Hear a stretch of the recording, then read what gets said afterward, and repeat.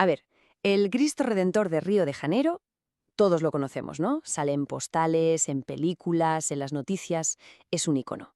Pero, ¿y si os dijera que esa estatua, esa mole de piedra, es mucho más que un monumento? ¿Y si fuera un espejo? Un espejo, sí, del alma de toda una nación. En el análisis de hoy vamos a olvidarnos un poco de la ingeniería para meternos de lleno en su psicología.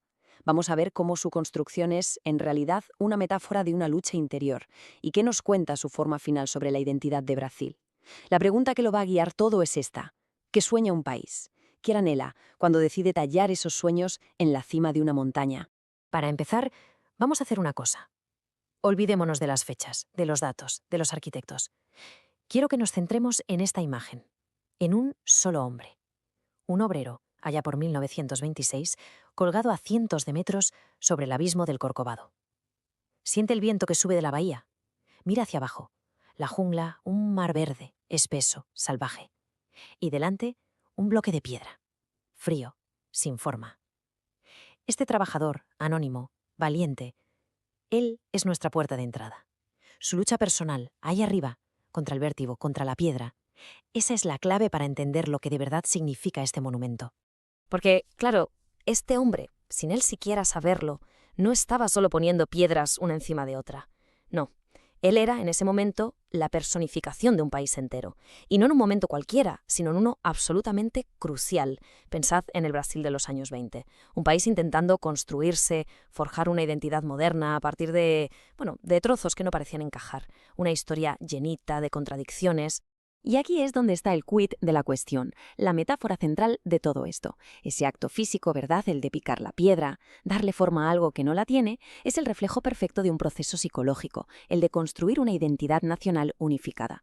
Pensemos en esa tensión tan bestia. Por un lado tienes la herencia europea, racionalidad, orden, la fe cristiana, y por el otro, ¡boom!, el espíritu de la tierra, la fuerza de las raíces africanas e indígenas, pura energía vibrante. Pues nuestro obrero, con su humilde cincel, estaba ahí, en medio, intentando unir esos dos mundos.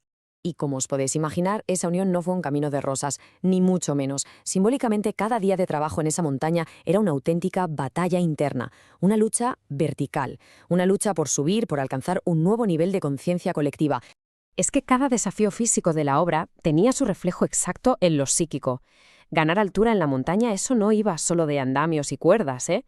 Era el símbolo de elevarse sobre los instintos más básicos. Luchar contra la gravedad, esa fuerza que siempre, siempre te empuja hacia abajo, pues era como pelear contra la atracción del propio caos interior. Y picar esa piedra dura, resistente, día tras día. Eso era el esfuerzo titánico por imponer un orden, por dar una estructura a un yo colectivo que se sentía roto, fragmentado por su propia historia. Esta frase de verdad lo resume a la perfección. Cada centímetro de verticalidad ganado a la montaña es una batalla contra la gravedad de nuestros instintos. Es que es eso, tal cual. Esa aspiración de la estatua por tocar el cielo, esa verticalidad, es el símbolo perfecto de la lucha de la conciencia por elevarse, por ir más allá de lo puramente terrenal. Una batalla silenciosa, constante, que se libraba allá arriba, a 700 metros de altura.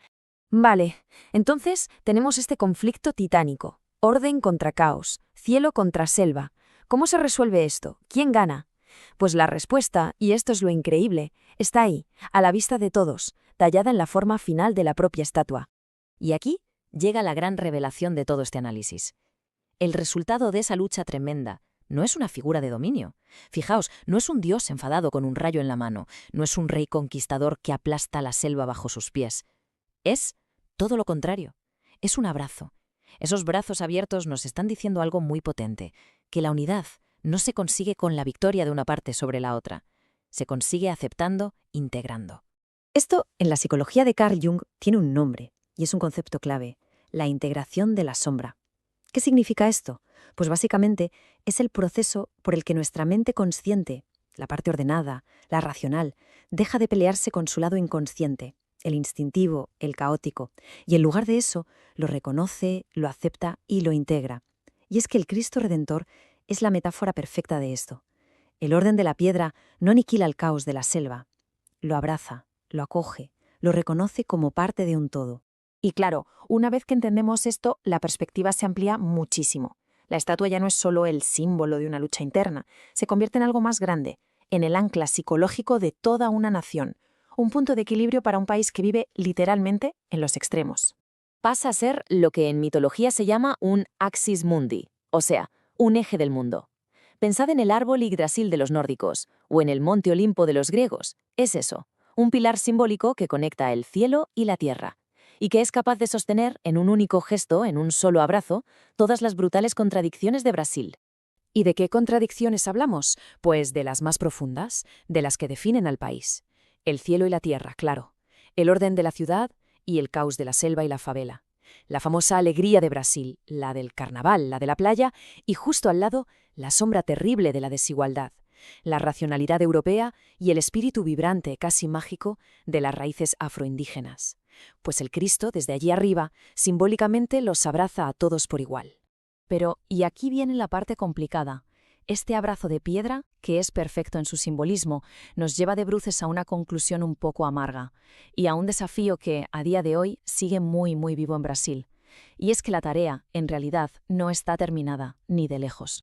Esto nos deja ante la pregunta del millón, la pregunta crucial. ¿Para qué sirve hoy el Redentor? ¿Es solo una postal preciosa, una máscara de belleza que tapa las heridas y las divisiones reales del país? ¿O sigue siendo esa promesa de un puente, el símbolo que enseña el camino para de una vez sanar esas divisiones e integrar de verdad esa sombra social? Y con esta idea nos vamos a quedar, con una última pregunta que en el fondo resume todo nuestro análisis de hoy. El símbolo es potentísimo, una obra maestra de intención, no hay duda. Pero el verdadero desafío sigue ahí, pendiente. ¿Cómo se consigue bajar ese abrazo de integración de la cima del Corcovado? ¿Cómo se hace para que sea real en las calles, en la política, en la vida de la gente? Especialmente en esas favelas que crecen justo a sus pies. La pregunta final es esa: ¿cómo se cierra de una vez por todas la enorme brecha que hay entre el símbolo y la realidad?